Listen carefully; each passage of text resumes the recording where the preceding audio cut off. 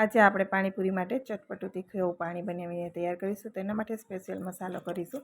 તો સૂકા લાલ મરચાંને બી કાઢી અને ગેસ પેન ઉપર રાખી દેવાના છે. સાથે જીરું, ધાણા, તીખા અને વરિયાળી લઈશું. આખા ધાણા, વરિયાળી, તીખા અને લાલ મરચાં બધી વસ્તુને કલર ચેન્જ થાય ત્યાં સુધી શેકી લેવાના છે. શેકાઈ જાય થોડા ઠંડા થાય ત્યાર પછી મિક્સી જારમાં કચરા વાટી લેવાના છે.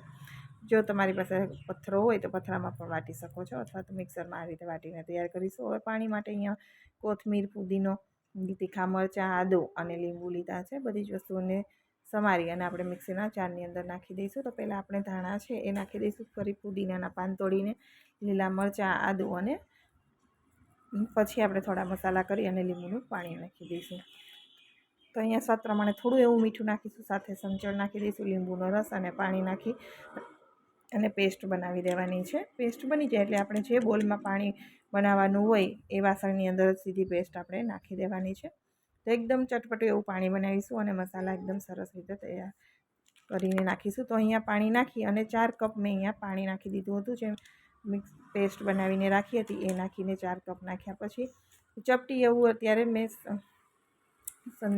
હિંગ નાખી છે. પછી પાણીપુરીનો મસાલો, ચાટ મસાલો, સંચળ અને સાથે આપણે જે મસાલો વાટીને રાખ્યો છે એ નાખ્યો છે.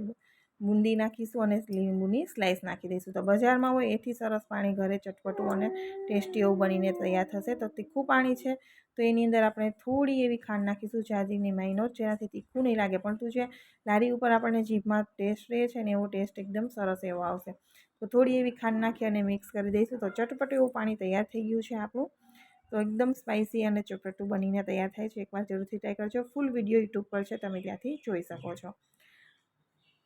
તો તમને મારી રેસીપી પસંદ આવી હોય તો મારી ચેનલને લાઇક અને શેર કરવાનું ભૂલતા નહીં, અને મારી ચેનલને સબસ્ક્રાઈબ જરૂરથી કરી દેજો. તો અહીંયા તીખી તમતમતી મસાલો અને પાણી બધું ખૂબ જ સરસ રીતે બનાવીને ઘરે આપણે બનાવીને એન્જોય કરી શકીએ છીએ.